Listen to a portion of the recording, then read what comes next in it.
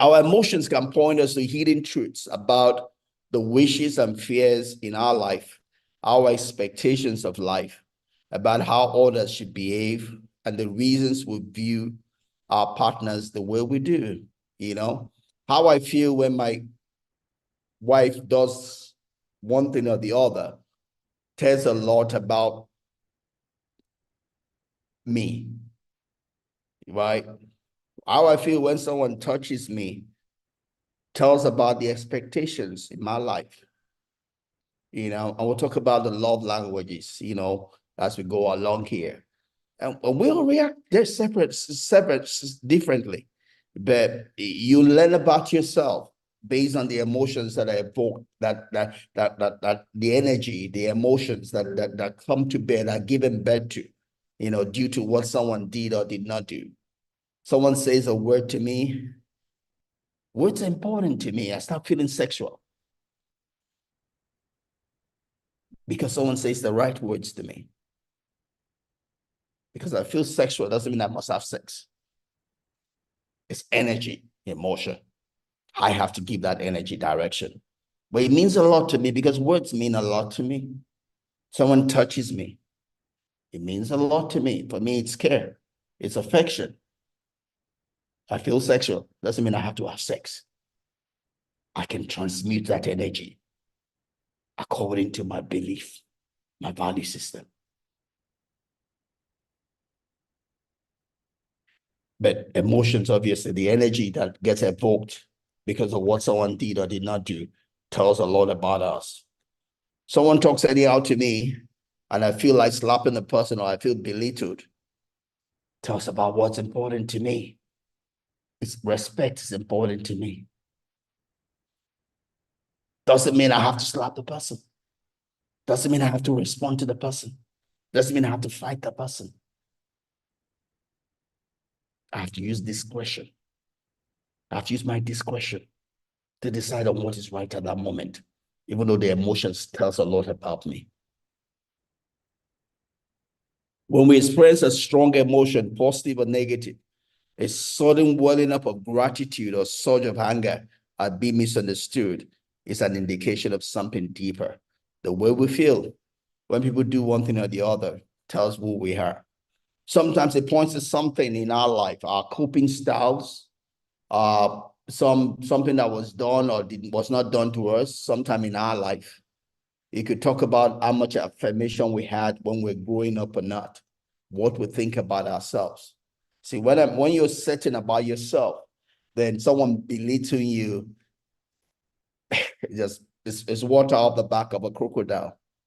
But when you already have a low self-esteem, then more emotions are generated because someone is talking down to you. When you have a sense of self, the emotions that are generated when someone tries to belittle you are less because you know yourself. But when your sense of self is low, the energy that's generated is a whole lot more, right? So the emotions that get evoked when someone does one thing or the other tells a lot about who you are, tells about the things that feed you, tells about your love language. It reveals things about you. And it's not for you then to cry, it's for you to work on that area of your life. It's for you to build the fence, the wall that you might need to guide yourself. It's for you to learn areas in your life you need to take care of, right? But obviously, we want the right emotions to be generated. People that belong to our tribe will generally evoke the right emotions, positive emotions in our life. People that are just out there, uh, possibly thinking about belittling us at war with us will tend to generate wrong emotions. It's up to us, to defend ourselves, defend our hearts. The Bible will say, guard your heart with all diligence.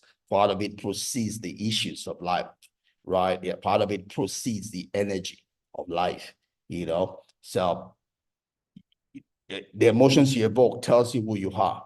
Then you know what to stay away from and what to stay close to. It tells you your weaknesses and your strengths. Emotions are a type of depth indicator for a relationship. The emotions they evoke, probably tell you how much a relationship matters to you. If someone you truly trust in and want to build a lasting relationship with does or says something, it's going to hurt you deeper than someone that you don't care about. So sometimes the way you feel tells you where you are in a relationship. You know, uh, things that someone else would do that doesn't matter. Someone that you're expecting much more from, it will evoke more energy, emotion if they do the same thing. So emotions are in a way tell us where we are in a relationship, what we care about, you know, how far we want it to go or not. So emotions could be a kind of a how deep we are in a relationship, an indicator of how deep or how much we treasure a relationship or not. Emotions tell us the things that are important to us and also what's important to our partners. Yes, the emotions. I mean, if someone says something and it doesn't matter to you, that means if someone says something that doesn't matter to you, it's not going to generate emotions, it's not going to generate energy. But if something that's critical to you, it's important to you, you place value on, it will generate energy in you, whether it be positive or negative, right? So emotions just it just reveals to you who you are, and also reveals to you who your partner is. If you love that person, you will work to generate positive emotions, not negative, right? Someone that you care about, someone you want to be closer to, you want to develop a stronger bond with. You seek to generate more positive emotions than that and less of the negative emotions. If all you do is create the negative emotions, you're going to be drawing apart. Yeah, people that grow apart is because they don't spend time, they don't invest to evoke positive emotions. For you to be drawing together, you draw closer to someone that generates positive emotions in you, right? I have a couple of friends, a lot of friends. I was sharing with my goddaughter yesterday. I have more female friends than men friends, right? And that's expected, right? Because I have daughters, I don't have a son. Uh, I have a senior sister, two junior sisters after me before my first brother and my three brothers, right? So I grew up, spent too much time with women. It's my comfort place with women, and um, that you, it, there are people that you just find a comfort place with, you find a comfort place with them. And that's because the emotions that's generated is the positive emotions that you want, right? Anybody that you don't want to be close to or irritates you because they generate in negative emotions, right? If you want to be connected to people or people that you get connected with because they feel something in you, they generate positive mood. We'll call them vibe. They generate positive vibes in you, right? And we all want good vibes. We draw closer to people that generate positive vibes in us, good vibes in us. People that generate bad vibes in us, we stay away from. We only get close to them because we must. But if we have a choice, we'll stay away from everybody that generates bad vibes in us, bad energy. Want to stay away from bad energy, toxic energy. Want to stay away from, right? So we draw close to people that generate good energy, good vibes. You know, So if there's somebody you want to be close to, then you need to focus on generating the good vibes. The positive energy with that person. And this does not just have to be with your spouse, just be friendship as a whole. If you want to be somebody that wants to make friends, you have to find out about that person, find out what are the good vibes for that person, and generate those vibes. You'll be friends. The person will seek you. The person will seek you if you generate good vibes with the person, because we all draw near to the things that feed something inside of us, consciously or unconsciously. We all draw near to the things that feed something inside of us, whether we know it or not. The things that you seek to be near to and to spend time with is because it's feeding something inside of you, whether is feeding it consciously or unconsciously, but somehow it is feeding something inside of you.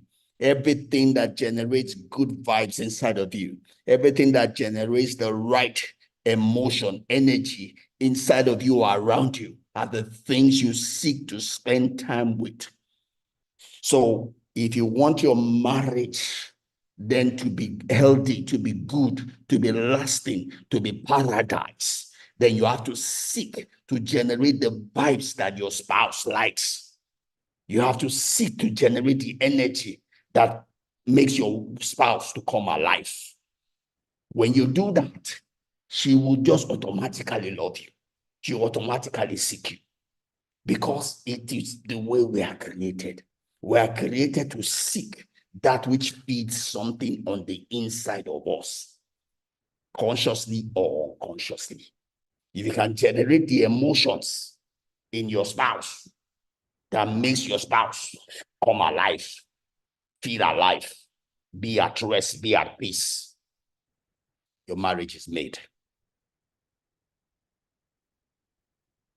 If you can do that for a friend also, you have a friend for life. If you do the opposite, the people will run away from you, right? So emotions between partners are a critical indicator of whether intimate relationships will thrive or fail. That's what we're talking about.